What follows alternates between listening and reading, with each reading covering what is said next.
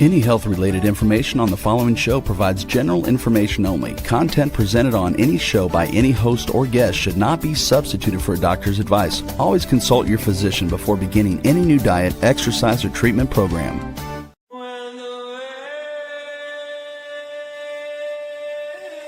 For centuries, ancient cultures knew the secrets to longevity, vitality, and healing. Now, modern science is catching up. Ageless Blueprint is a podcast that will reveal the modern secrets of better health and a better life. Join Dr. Eldred Taylor here today and every Wednesday at 9 a.m. Eastern Time on W4HC Radio at W4HC.com. As together we discover the secrets to better health through science and spirituality. A Better Life with Ageless Blueprint starts now. Here's your host, Dr. Eldred Taylor. Hello, good morning. I am Dr. Taylor, the hormone doctor and the spiritual MD. And this is Wednesday, so it's time for the Ageless Blueprint. Now, I'm in a little different setup. What I figured out, I'm in my home. I want to kind of connect and not necessarily be the doctor or the authority figure, and just kind of, we have some discussions because I want to be a communicator. I don't want to be an educator. Educators can make a lot of things very difficult and hard to understand. So I like to take things that seem to be complex and confusing and try to break them down and communicate them so where anybody can understand it. So that's why I'm in my study. We're going to do a little history lesson today. We're talking about how hormone confusion is not a modern thing. It has been around since the beginning of time. There's all of these archaeological digs, and they're finding things out about these ancient civilizations and what they thought and all that. And so it's really interesting how hormone confusion is not something that I just started. This has always been confusion, and primarily it's because men have been trying to understand women and to try and write it down and make sense of it. And that's where the problem is that men trying to understand women. And I think that has made it where women have had a hard time trying to understand themselves. So that's what we want to talk about today. So let's get started. All right, let's go to that first slide. All right, can you make that? All right, so I'm gonna put my glasses on, make sure I can see this. So hormone confusion, it is ancient, and I believe it's time to end it. And so that's what I'm trying to do, is to end hormone confusion.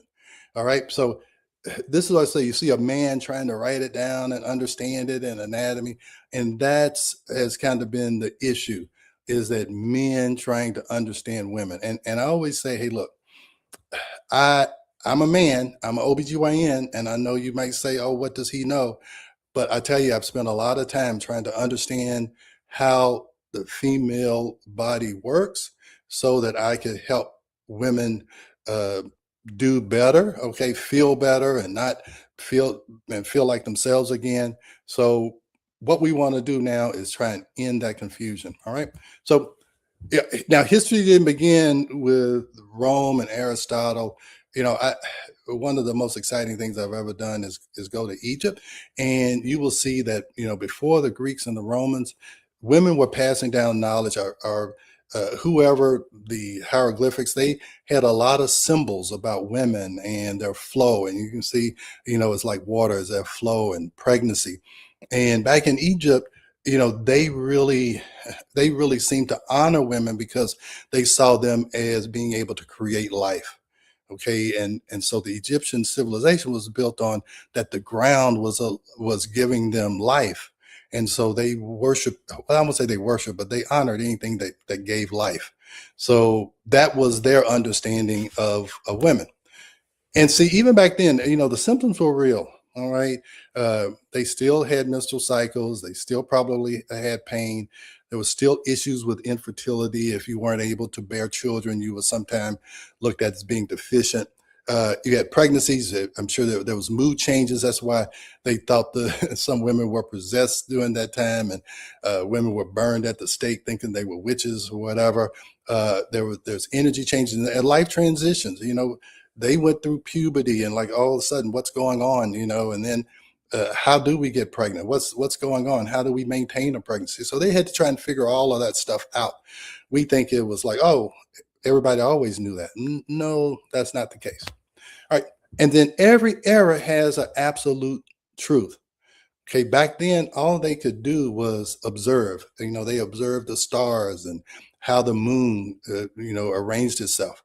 And so what happens is they would observe something, they would match it with the menstrual cycle or whatever, and then they would have an explanation, and they would, say that this is how it is, and then that would be accepted as truth, and then they would have to try to correct it after they found out more information. That's what we keep doing.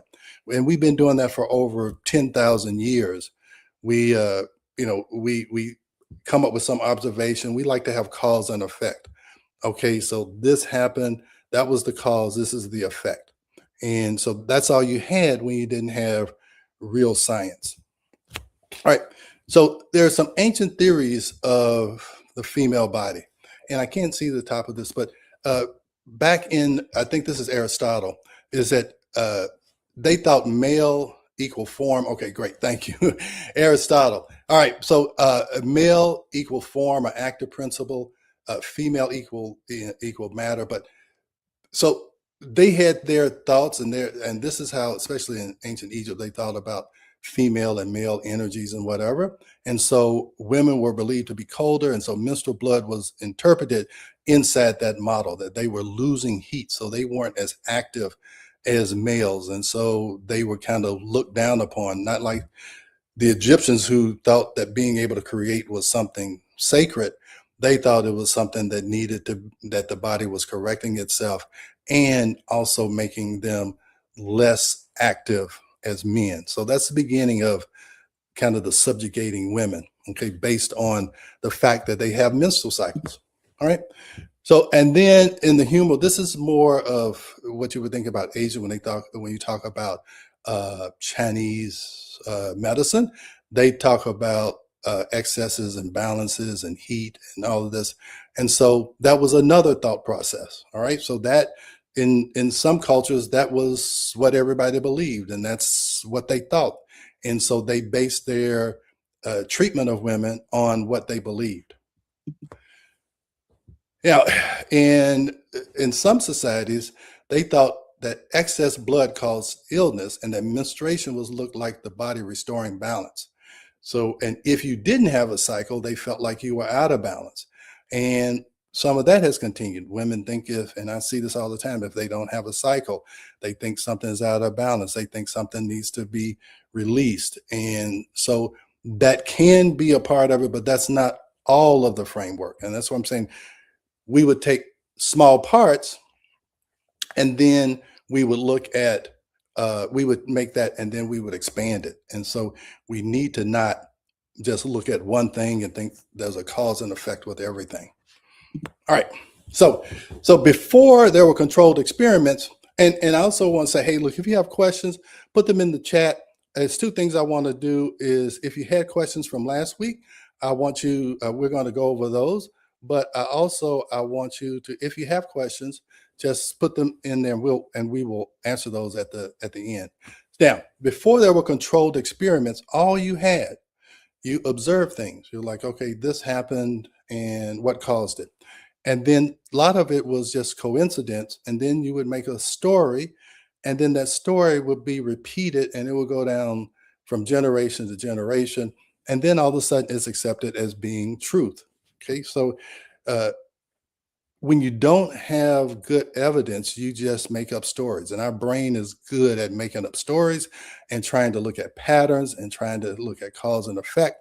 And again, when you don't have good data, you will make up stories that fit whatever your environment is. All right. So because of that, you get all of these different thoughts about menstruation. Okay. Some people thought it was dangerous. Okay. And I think sometimes it's because the mood changes and the women may have gotten upset or whatever. So they thought it was dangerous. Some people thought it was impure. And they thought that, hey, if you got exposed to menstrual blood, that it could kill crops and it could bring bad luck and all of these things. So it's all how you observe things. And if something coincidental happened around the menstrual cycle, then they would say, okay, well, then that's what menstrual cycles are. And then some thought it was sacred, like the Egyptians, and then some thought it was powerful, that they had all of these, they had all of this extra sensation. They could feel things and predict things, and that's why men have been so intrigued by women and can't understand them, because they have intuition. They can sense things. They would talk about how the plants would tell them what is safe and what is not safe and what would work to help their menstrual cramps and all this. And women were more connected to nature and how they felt. And so this was one of the reasons why I think men tried to uh, put women to the side or make them lesser than, because they saw that they had wisdom and intuition that it was very hard for them to connect to. And for women, it was just natural. All right. And see, this is another thing. Education was once said to damage a woman's fertility. So that's a assumption that just doesn't make sense. And that's another way you can say, okay, this damages her fertility. And believe me, the number one thing in ancient times was being able to reproduce, to be able to uh, carry the species on. So if it was important, because it was so important to be fertile, then they were like, oh, education, these women are too smart, it's damaging their fertility. And I won't say, but some of that may be true when I'm talking about the high performing women. Okay. High performing women, they have difficulty ovulating. And so that may have been a cause and effect, that these smarter women, or these women with more education, they don't seem to be able to get pregnant as much. And that can be true, but we just need to understand the whole framework around it. All right. All right. So how can old ideas survive? Well, here's how it happens. Okay. You have some thought process and some authority. Some man writes down, or some whatever. They write it down in an authority figure. And in our times, the authority figures are, uh, the universities and all of these boards and all of the opinion makers. So an authority says something. And a lot of times it's based on tradition or incomplete frameworks. And if you have limited technology to explain it, or to discover what is actually going on, and you don't have proper endocrinology, and even today we don't have proper endocrinology, you don't have any trials, and you don't have a better explanation, so the authority and the tradition rules. Okay, so that's how that happens. Now, this is the woman's side of the story. I talk about men tried to describe it and women lived it. Okay. So in ancient times, they would isolate women. Okay. Some would isolate them as because they thought they were dangerous, and the other isolated them because they wanted them to rest and have some privacy. And what happened is that these women would get together and they would menstruate together, and they would tell stories, and they would talk to each other, and they would get through it. They would figure out how did one person handle their menstrual cycle, because remember, back then there was no protective pads and tampons and anything. And so they would have their menstrual cycle. They would figure out how to correct it, how to, figure out how to get rid of the pain. That's what they would do. All right. So that's how women got through it. Men were trying to understand it, and women just survived it, and they lived it, and they found remedies, and they found some solace, because they were together. It was a community. They were all experiencing something together. And we are so society and connected, is that helped them get through it. All right. Now, they may not have known endocrinology, but they knew that isolation was harder than connection. That if you do this by yourself, it's much harder than if you do it with other women.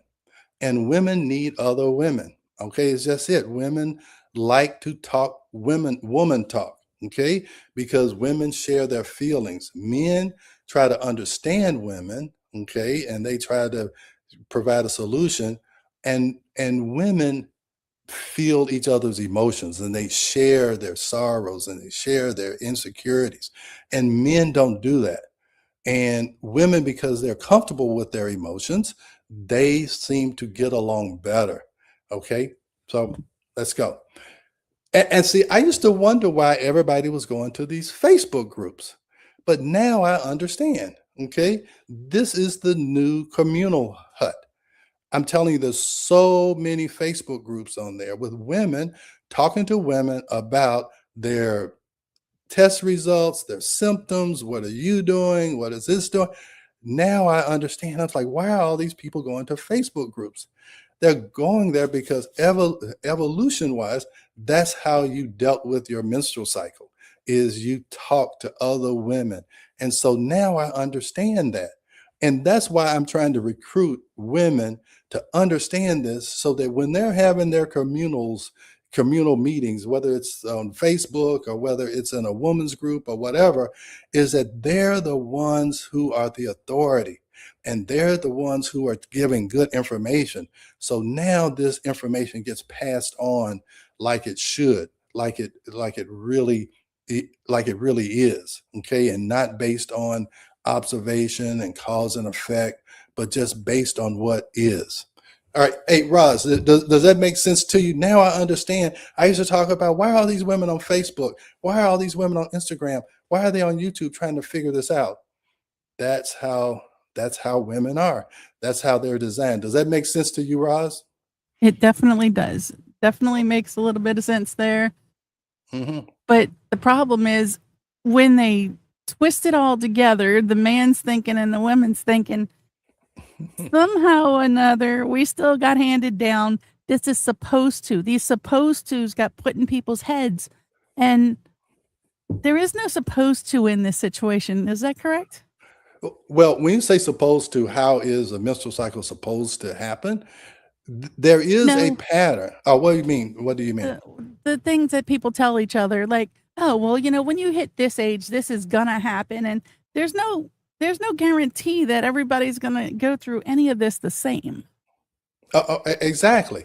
And this is what I'm saying. When you understand the basics, you'll understand why one person can go through their menstrual cycles and all of this and be totally fine, and another person will have all kinds of problems. And remember, my number one cause and effect is stress.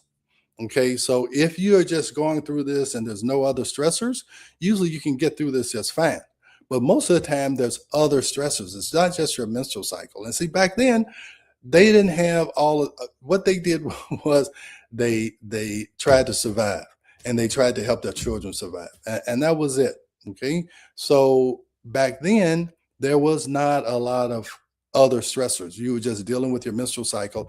And then the other thing that would happen when they were off in these huts, they were all, that was like, in some cultures, that was kind of a vacation, because they didn't have to deal with children. A lot of times grandma or other people in the community was taking care of their children while they were off at the menstrual huts, and they could rest, and they could have a little bit of rest and relaxation, and it wasn't looked upon as something to dread, but it was almost looked upon as something to look forward to, because it was a break from all your other problems. So anyway, so let's keep going. Now, here's the other thing that's really, really important. So back then, you didn't have a menstrual cycle every month. Okay, so just think, when you're pregnant, you don't have a menstrual cycle. And back then, everybody was breastfeeding, and sometimes they were breastfeeding for 2-3 years. All of that time, you're not having a menstrual cycle. So you didn't have to worry about cramps. You didn't have to worry about any of that stuff. All right. So those people would have a menstrual cycle maybe 2 or 3 times every 3 to 4 years. They weren't having a menstrual cycle every month. Okay. So, and in that case, when you're not having a menstrual cycle, you don't have to worry as much about balancing estrogen and progesterone and too much estrogen or whatever. You just didn't have that many menstrual cycles to worry about. okay, because you were either pregnant. Now, I will tell you, in my aunts and uncles, they were all about 2 years apart. And when you look at your aunts and uncles, they were all about 2 years apart. Why was that? Well, one, they got pregnant. They were pregnant for 9 months. Then they breastfed until they were 2 years old. And then once they stopped breastfeeding, they might get pregnant again because there wasn't any birth control. So you have to think this is a recent problem because there are a lot of women who just don't want to be pregnant. And most people have one or two babies. When I had eight aunts and 8 aunts and uncles total, so people had a lot more children. And you'll hear that especially in rural areas, people would have 12, 13 children. Well, you just think they probably in their whole lifetime they may have had 30 menstrual cycles. Okay, and you have 30 menstrual cycles, what, in 2 or 3 years? Okay, and so each time that cycle needs to be balanced. And just think, what's the likelihood of 300 menstrual cycles being balanced where you don't get too much estrogen or progesterone, or if you just have 10 menstrual cycles that you got to worry about? And so that's why I think you have all these issues with endometriosis and all of this, because women are having so many menstrual cycles. So Roz, I keep calling you Roz Rebel. Does that make sense? That's one of the things I've been saying for a long time, is that these people had all these children. You didn't hear about breast cancers and endometriosis and all that. And that may be one reason why your grandmother and mother can't tell you about your menstrual cycle and menopause, because they just didn't have that many. So what do you think about that, Rebel? Well, let's see. I have to wonder what's more stressful, having this many children or having this many periods. Yeah, that's right. That's right. It's just like, okay, I'm not having periods, so that's not stressing me out. But what about all these kids? So, but you see what I'm talking about? We've got $1 billion industry trying to help women with their menstrual cycles. You can see how that just wasn't a big deal prior to having birth control pills and all of those kind of things. So anyway, Totally. all right. So today the cycle is interrupted less often. Women are going into puberty earlier. That's what menarche is. So instead of starting menarche at 16 or 17, or starting the periods, these girls are starting their cycles at 8, 9, 10 years old. So there's fewer pregnancies, shorter breastfeeding duration, longer reproductive lifespan, and more recurring ovulation and menstruation. So modern women may experience many more menstrual cycles across a lifetime. And again, more reoccurring ovulation and menstruation. And I've talked before about how fragile ovulation is. Okay, so every time we have to hope that conditions are right so you can ovulate, so you can make enough progesterone. All right. So no cycle is mechanically perfect. And these are all the things that I was talking about can cause a problem. You have brain signals, pituitary timing, ovarian response, ovulation, corpus luteum. Stress does not automatically break the cycle, but it can disrupt a sensitive communication system. So you think about having fewer pregnancies, more menstrual cycles, more times that stress could interrupt it, where you don't ovulate, you don't make enough progesterone, you make too much estrogen, things start to grow like fibroids and endometriosis and breast masses, right? So that's how you want to look at this, is that you do have to pay more attention to this because it's happening more often. So more cycles require better understanding. You don't want to fear your cycle. You want to understand it. You want to understand how stress and inconsistent ovulation and poor recovery and missing education can all cause these problems, and symptoms get interpreted separately. And that's the problem. I see this all the time, is that women are being sent to the endocrinologist, and then they're sent to the rheumatologist because they're saying they have joint pain, and then they get sent to the whoever, the oncologist, because they're worried about a breast mass. They get sent to the primary care doc because now they have thyroid issue, and then they go to it's all of this. And so we're separating these things out. And I see women all the time that have been going to 4 or 5 different consults or referrals, and they come back and they're still confused because all of this is connected. When you treat one symptom at a time, you're going to have a lot of confusion because treating one symptom is going to affect the other. Right? So more cycles require better understanding. So we have all these experts out here, but there's less clarity. And that's why I worry about what's on Facebook. I know you're there, but you'll see one says you got to have estrogen, the other says progesterone, the other says testosterone is for energy. And then someone says your labs are normal. And then you just get totally confused. You just don't know what to do. Now we talk about these ancient civilizations and wow, they're so uninformed and how could they think that?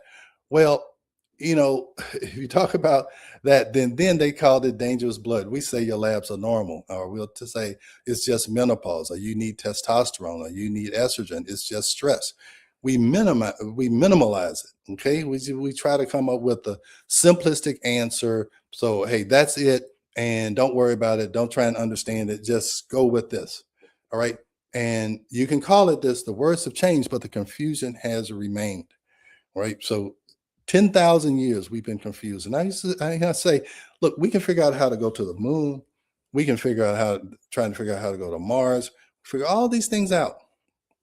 But we're still confused about women and their hormones. Doesn't make sense. All right.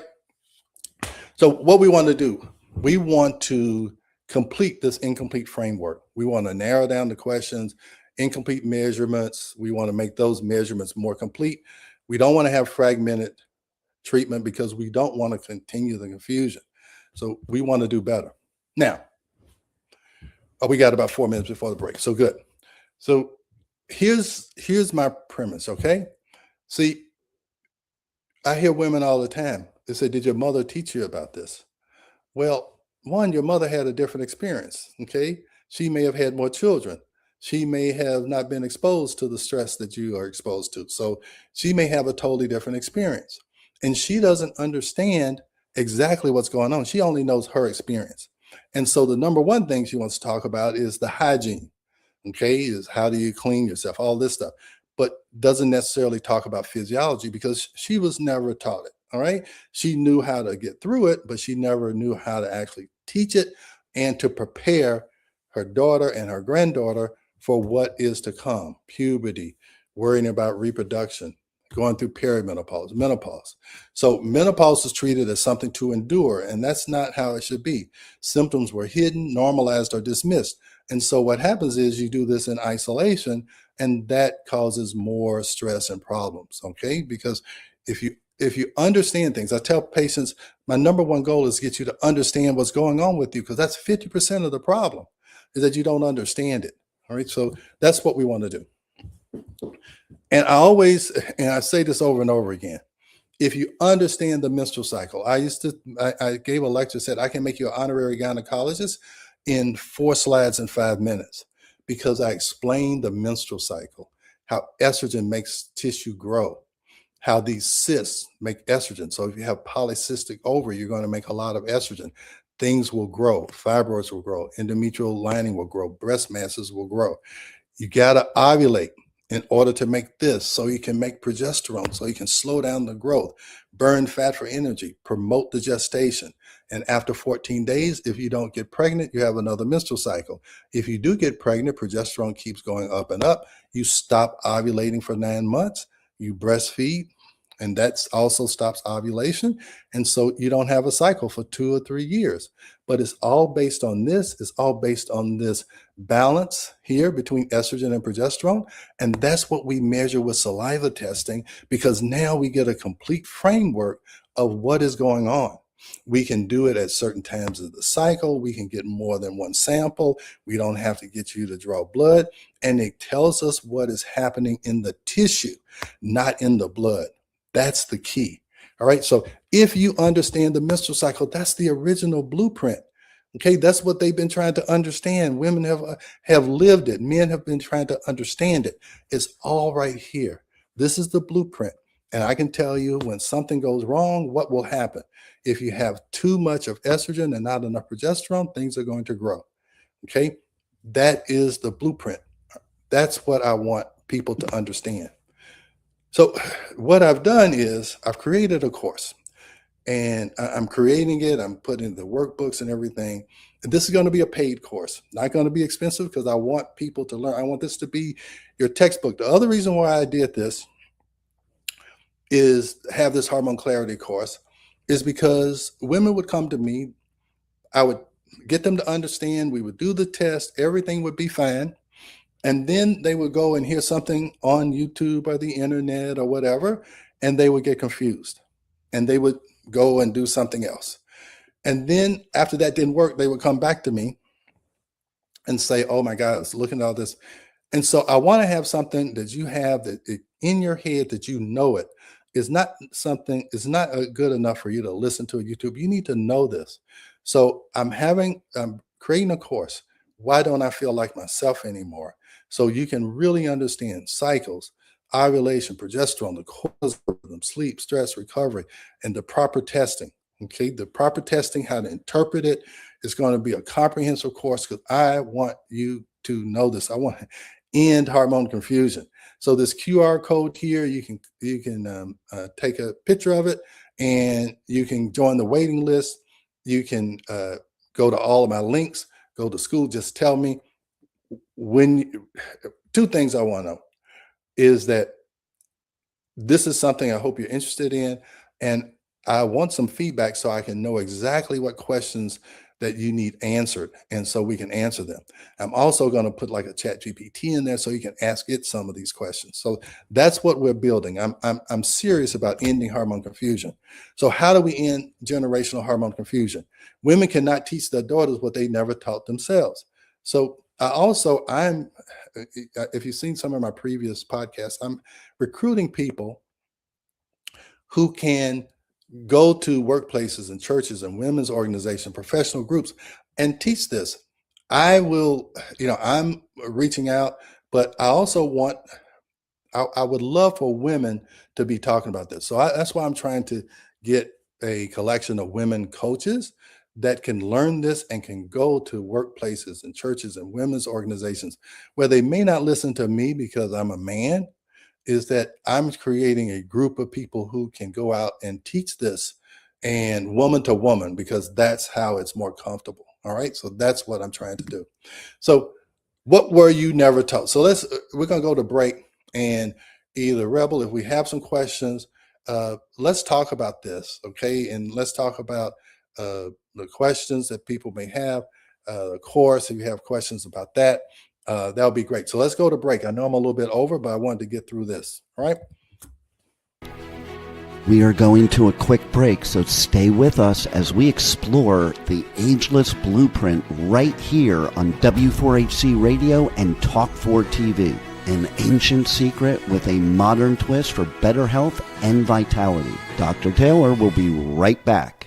Taking care of your health shouldn't mean taking a handful of pills every day. At Taylor MD Formulations, they create doctor-developed supplements that combine the best natural ingredients so you get the results you need with fewer pills. Taylor MD Formulations is backed by science, designed for real life with real results. Less pills, better health, doctor approved. Shop now at TaylorMDFormulations.com and discover smarter supplements for smarter health. That's TaylorMDFormulations.com. We are back for more of Ageless Blueprint. Once again, let's join Dr. Taylor for more insights and research on the ancient secret to better health and a better life in modern times. Here's your host, Dr. Eldred Taylor. Okay. Hey, Rebel, I see that there are some questions over here on the comments, and I see you have some other ones. Those are probably from last week. Is that correct? Correct. Let's cover Okay. this week's ones first. Okay. So, hey, can you put it up? Okay. How does stress affect hormone balance? Oh, I hope you can please sign up for my YouTube, or subscribe to my YouTube. It's Ageless Blueprint 1. I have a lot of things that talk about stress and how it affects hormonal balance. It affects it almost completely. We wrote 2 books. One is Are Your Hormones Making You Sick? The other one is called The Stress Connection. And stress is connected to everything. So when you're stressed, you don't ovulate. When you don't ovulate, you don't make progesterone. So that's how it affects it. When you don't make progesterone, you're going to feel out of balance. Okay. You may have irregular bleeding. You may have fibroids. You may have, all the things that I've been talking about with hormone imbalance. So yeah, stress is the number one thing you want to try and handle, and it can definitely affect your reproductive cycle. All right. So what's the next question? My doctor says I'm too young for menopause. Why am I having these symptoms? Again, that is one of those simplistic statements because we're not using the right test. And believe me, saliva test is how we end this confusion. I've been doing it for 25 years. If we get enough good information, we can make good decisions. But there's so much confusion. This is my motto, it's a wrong test and the wrong hormones. We don't understand, we do understand, we just don't implement it. Fat soluble hormones, you can't look for them in the blood.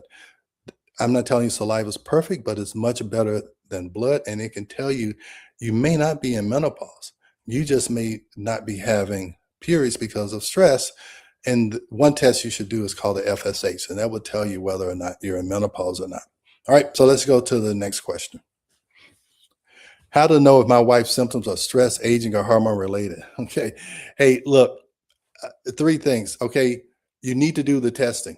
Okay. If you do the testing, you understand what I'm talking about, please get your wife, and you need to even come to the course. I actually just created a document called A Man's Guide to Women's Hormones. And so that's also a part of the course. So where he understands and she understands what's going on, and that will settle a lot of conflict that happens based on hormones. Because you see, this guy is asking, how do I know if my wife's symptoms are due to this or the other? Well, a lot of men are asking that. That's what I asked 25 years ago. How do I know if these symptoms have something to do with what I'm doing or not doing, trying to help my wife being an OBGYN? So men are very concerned. I'll hear from patient spouses, thank you for giving me my wife back. And that's why I said, why don't I feel like myself again? And then I'm going to have the second part of the course is, how do I feel like myself again? So we're going to talk about all of the things we can do so that you can understand what's going on. You can anticipate what needs to be done, and you don't have to rely on somebody on Facebook or some doctor who may not be as informed as you are right now. All right. So that's the goal. All right. We have some more questions. Yes. Okay. Next question. Why do women think there has to be things that change? Why do women think? Well, because things do change. I talk about cycles, balance, and transitions. Okay. Your cycle will change. At first, you have no cycles. Then you go through puberty. You have cycles. You start to get into the cycle. That's a transition. Whenever there's a transition, there can be some rough sailing. So you get these irregular or imbalances in your hormones. So then you go into your reproductive age. And because you're having so many cycles, you have to make sure that there's balance in each one of those cycles.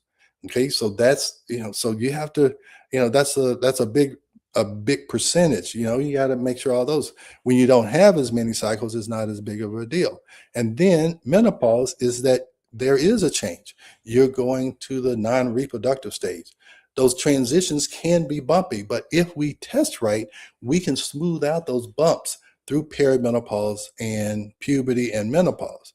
So if you have the information and you see where the imbalance is in those transitions, those changes or transitions don't have to be as turbulent. They don't have to affect you as much and affect your relationships, especially your most important relationships. All right, next question. Do all women go through the so-called change? All women will stop ovulating, okay, if you live long enough, okay? All women, if you live long enough, ovulation will stop. And ovulation means making an egg, so getting pregnant. But that doesn't mean menstrual cycles stop when ovulation stops. That's what happens with perimenopause. You may not ovulate, and so now you have a period, okay? But that doesn't mean that just because you have a period doesn't mean that you're fertile or that you ovulated. All right. So all women will stop ovulating. And this is what a message I'm trying to get across. Estrogen is made by the fat tissue, even during menopause, but you can't see it in the blood. You can see it in the saliva. All right. So estrogen can still be made. Progesterone is only made when you ovulate. So if 100% of women will stop ovulating, that means 100% of women will stop making significant amounts of progesterone, and they don't have a backup system like estrogen does. So all women will stop ovulating. And I can say all women will stop making a significant amount of progesterone, but I can't say that about estrogen. And that's what you need to understand. Just because you're going through you've gone through menopause and stopped having a cycle does not mean you don't have any estrogen on board. All right. So next question. We have some from the it looks like YouTube. Do these tests require special preparation? Hey, if you get the test, the saliva test, look, I would love to show you. And if you take the course, I'll show it. You'll be able to interpret it. I will actually give you an interpretation. And it's not a diagnosis or anything. I'll just tell you what it shows. Cortisol's low. That means that. Progesterone's low. That means that. We can talk about different ways you can try and correct it. But yes, they do need some interpretation. But I'm going to tell you, the interpretation is not that hard. Okay. There's a ratio between estrogen and progesterone. If it's out, if it's out of range, you can put it back. So believe me, it's not as difficult as guessing or doing trial and error. It's something that anybody can understand. I've been explaining it to patients for 25 years, and patients go away and they can understand it. So, all right, next question. How do men fare during a woman's change? Well, that's the key. That's why I said you have to have a man's guide to hormones in women, because believe me, she's at a sensitive stage, and what you can say and what you shouldn't say is very important. Okay. So you want to understand, you don't want to say certain things. Oh, why are you acting so crazy? Oh, no, you need to understand it. You need to help support her. So that's why I have included this man's guide to hormone replacement, because not to hormone replacement, a man's guide to women's hormones. So they understand these cycles and changes, because they need to understand it in their children, in their daughters, is understand what's going on with them. So it's very important, I think, for men to understand this also. And I would love it for the woman to give the man that handout. And it's very extensive. And again, I want people to have the information. So this is a good thing for single dads to know. They can help their daughters through things that they have really no clue on how to do this.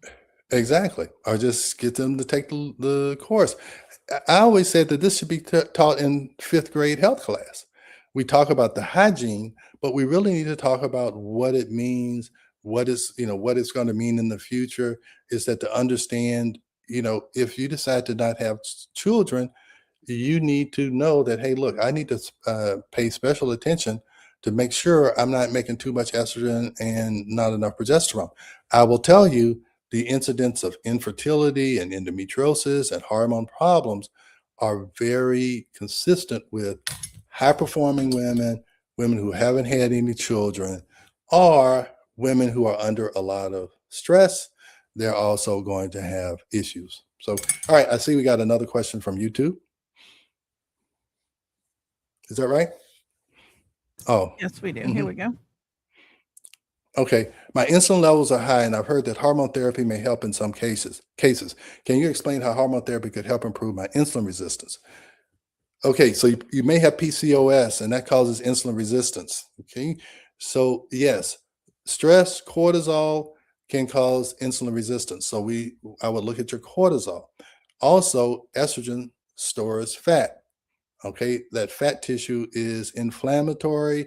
It can cause insulin resistance. So yes, people with PCOS, and PCOS is really a progesterone deficiency, they're the ones who can have insulin resistance. Okay, so what you want to do is you want to make sure your cortisol, estrogen, and progesterone are correct, or where they should be, and that's going to decrease the likelihood of you having the insulin resistance, because it's going to help you to lose weight. It's going to help you to do all kinds of things, and that's going to help with that particular issue.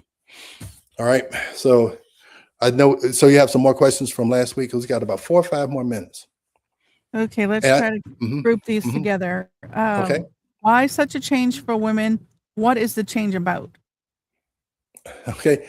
Again, I know because that's what people said. That's the story that's being passed down. It's the change. It's the change. Yeah, it's a transition. So we can call it a change again. You're changing from being reproductive to being non-reproductive. That's the change. So what happens? Your hormones change. Okay, you stopped ovulating. That's the change. Stopped ovulating. Puberty, you started ovulating. You started ovulating. You started making progesterone. Okay, then you went through menopause, you stopped ovulating. Those are the changes. Ovulation, no ovulation. That is the change. And it's no progesterone. Now I'm making progesterone. Yes. I always look forward to your sessions every Wednesday. Thank you for everything you do. Thank you, Zavia. I'm glad. Tell somebody else. Okay. Uh, Take the course. I will get on the waiting list. Let's go back to the QR code. Okay. This is the QR code if you want to be on the waiting list for the course. And I would love for you to join my school. That's where we're going to have it. I'm also going to offer it, even if you're not a part of the school, is that because women need to know this. And I'm trying to do it in an organized fashion. So that is if you want to course. Guys, do this. Take the course. I'll send you the man's guide to women's hormones. And this is I get invitations to speak to groups, and even if you have a group of 10 or 15 women, almost like a Botox party, we can have a hormone party. And either I will do it by Zoom, or I'm trying to recruit coaches who can do these courses. And a lot of these coaches already will have some kind of stress management. I'm speaking with somebody this afternoon who has a group of women, and I want to talk to her about, hey, look, I want to educate you so you can educate your women. All right. So that's my goal. I'm really trying to spread this message. It's been too long. It's been 10,000 years that we've been dealing with it. It's too long. And I think we can end this hormone confusion if we just take time to understand it. All right. So I don't want to get always on my soapbox, but Zavia, thank you. It's always, I do these and I say I'm going to keep doing them because I'm dedicated to it. But it's always good if you'll comment, say, keep up the good work, or you can tell me, hey, Dr. Taylor, you're full of it. This is why. So let's talk about this. Get in the comments, ask questions, whatever. All right. Anything? So what else we got? We got 2-3 more minutes. Let's see. What can help get to the root cause of things? Proper testing, proper information, proper questions, proper answers. That's what we're talking about, is that, yes, to get to the root cause, you don't want to go symptom by symptom. You understand the process. That's the key. Understand the process and not just, oh, I can't sleep. Where's my sleeping pill? Oh, I can't wake up. Where's my Adderall? Okay, I don't have any energy. Where's my testosterone? Why is the testosterone causing me to have chin hair? Some lady was talking about how much acne she had on the testosterone. And this is one last thing. Okay. I saw this on Facebook this morning. Okay. I signed up for some of these Facebook groups, so I want to hear what you're talking about. So this woman was saying she was shocked that she had an estrogen positive and progesterone positive cancer because she had been on hormone replacement therapy and she felt great the whole time. It was the best thing that ever happened to her, and she couldn't understand why she had a estrogen positive cancer. Well, the reason why is that you didn't have the information. You may have felt great, but you didn't know it was overstimulating a breast mass. Okay. And so I'm not telling you that was the cause, but if you had known what your hormones were, you would have said, oh, look, I need to correct this. Now, again, maybe it didn't have any cause at all, but you can't take this hormone therapy without good testing because you don't know what's happening underneath. Just because something makes you feel good does not mean it's the right thing for you. Alcohol, drugs, all these things, they make you feel good, but it's not necessarily, it's also doing some things underneath that you don't see until they become a problem. All right. I think we have one more question. Your social media team is doing an amazing job conveying your message. Thank you for all the hard work and dedication. All right, thank you. I hope you join my school. I want you to comment in my school. Hey, I had kind of taken a little vacation I didn't do any podcasts for the month of June, all this, but I'm back and ready. I'm ready to get information out there. I got a new energy. I got a new background. I'm going to take away all the fake stuff. I'm going to talk to you one-on-one and get my message across. All right. Hey, Rebel, you got any parting shots? And next week, I'm trying to see, I want to get a couple of patients on. One has been with me for 20 years, and she's like, I hear all these other women talking about all these problems, and I've been doing saliva tests and all this, and I don't understand what's going on with them. And then I have another patient who is new to this. I want to try and compare and contrast those people. Any last words before we go? I wish I did, but we are out of time. Okay. All right. I'll see you guys next week. All right. And Xavier, thank you. Hey, tell somebody else about my podcast. Subscribe to my YouTube channel, my podcast. So, all right. Thank you guys. See you next Wednesday. Thanks for joining Dr. Taylor today. If you missed any part of this show, just check out the podcast wherever you listen to podcasts. Ageless Blueprint is every Wednesday at 9 a.m. Eastern Time on W4HC Radio at W4HC.com. Together, we discover the ancient secrets to better health through science and spirituality made for modern times. Until then, feel free to check out agelessblueprintpodcast.com and TaylorMDFormulations.com for more information.